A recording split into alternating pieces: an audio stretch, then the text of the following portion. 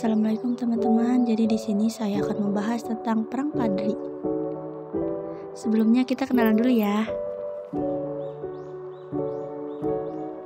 Jadi di sini saya akan menjelaskan tentang Perang Padri.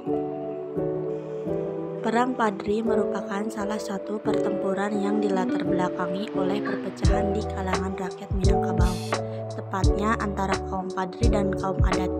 Pertempuran ini terjadi di daerah Sumatera Barat dan terbagi ke dalam dua periode yang terpisah, yaitu pada tahun 1821 sampai 1825 dan 1830 sampai 1837. Latar belakang Perang Padri. Perang Padri muncul karena adanya perbedaan prinsip ajaran agama antara kaum Padri dan kaum adat. Sebelum terjadi pertentangan, sudah ada perundingan yang terjadi antara kaum Padri dan kaum adat. Puncak perang saudara ini terjadi dengan serangan yang dipimpin oleh Tuanku Pasaman yang memaksa masuk kerajaan Pagaruyung hingga membuat Sultan Arifin Muningsyah melarikan diri. Pada tahun 1821, kaum adat yang terdesak akhirnya meminta bantuan pada pemerintahan Belanda saat itu.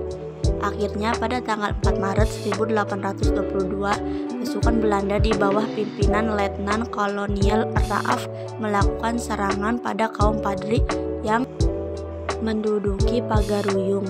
Belanda juga membangun benteng pertahanan di Batu Sangkar yang diberi nama Fort van der Capellen.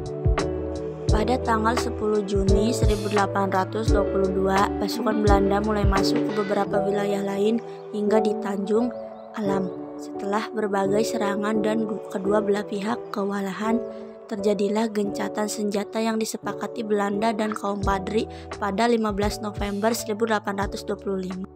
Selama masa gencatan senjata, kaum Padri di bawah pimpinan Tuanku Imam Bonjol.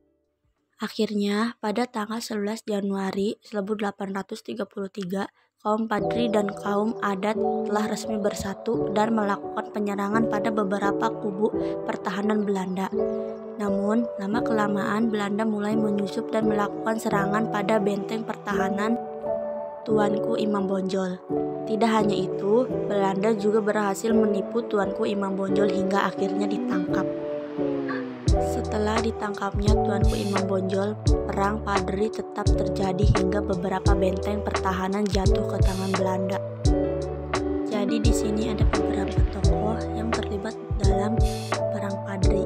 1. Tuanku Nanrenceh, 2. Tuanku Pasaman, 3. Tuanku Rao, 4. Tuanku Tambusai, 5. Tuanku Lintau, 6. Tuanku Mansiangan, 7. Tuanku Pandai Sikek, 8. Tuanku Barumut.